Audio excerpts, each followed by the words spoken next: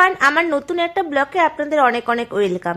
আজ একদম পুরো সকাল সকালে স্নান করে রেডি হয়ে গেছি, মায়ের শাড়ি পরে মায়ের পুজো দিতে যাব। আজ যাব মনসা মায়ের পুজো দিতে। প্রায় 2 বছর আগে মনসা মায়ের কাছে মানত করে রেখেছিলাম যে মায়ের দণ্ডি কাটবো। তো আজকে ওই মায়ের দণ্ডি কাটবো, তার সাথে পুজো দেব, সবকিছুই আজকে তোমাদের সাথে শেয়ার করব। এই ভিডিওর মাধ্যমে অবশ্যই দেখতে থাকুন। দেখতে দেখতে মন্দিরে চলে এসেছি, দেখছি মায়ের কিন্তু পুষ্পাঞ্জলিও শুরু হয়ে গেছে। নমো বিষ্ণু আশ্বকস্য মণির্মাতা অগ্নিশ্চ আস্কির্ষতা জগৎকর মনোপত্নী মনসাদেবী নমস্তুতে।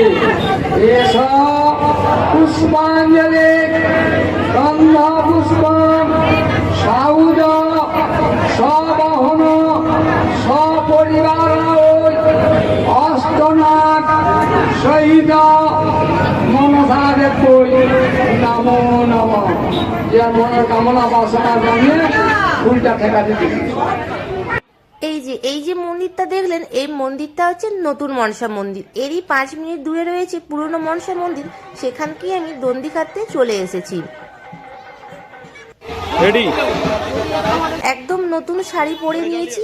তো প্রথমেই মা বোনদের পুষ্পাঞ্জলি দেওয়া হয়ে গেছে, যেহেতু আমি দণ্ডি কাটবো সেই জন্য আমার দণ্ডি কাটার পর পুষ্পাঞ্জলি হবে।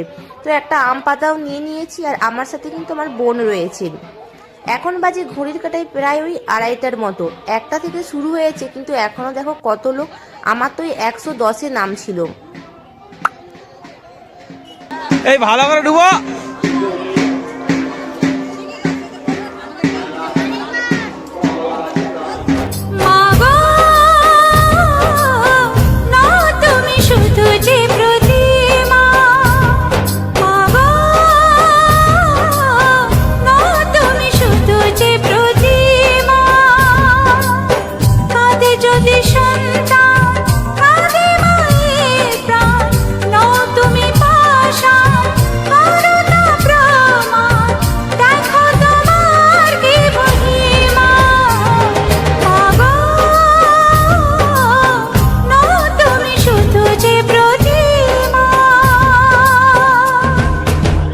অবশেষে অনেকটা পথ পেরিয়ে মায়ের মন্দিরের কাছে প্রায় চলেই এসেছি। দেখুন ওই যে দূরে মায়ের মন্দির, আর মন্দিরের পাশেই প্রসাদ খাওয়ার আয়োজন করেছেন। এখানে পুষ্পাঞ্জলি দেওয়ার পর সকলে প্রসাদ খেতে পারেন। ওই যে আমার ভাই খেতে বসে গেছে, মাথায় টুপি মাথায় দিয়ে।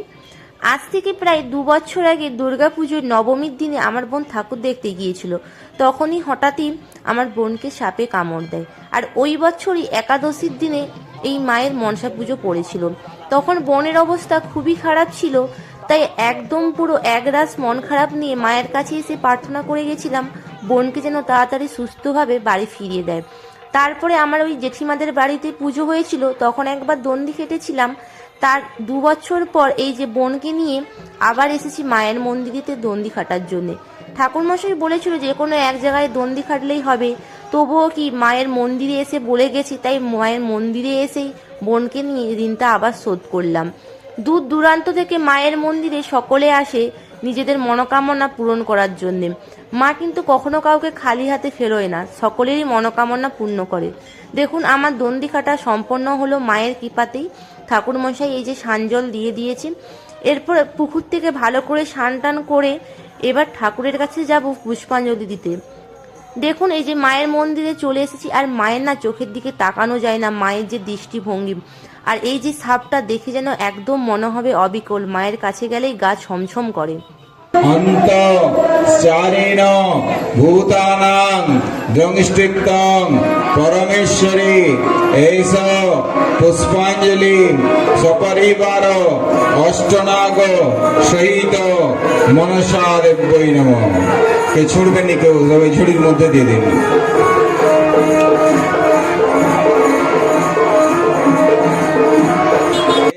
আমাদের মা দেখুন ওই যে সোনার গয়না সব পরে রয়েছে, আর সাপটা দেখলে তো একদম পুরো ভয় লেগে যায়।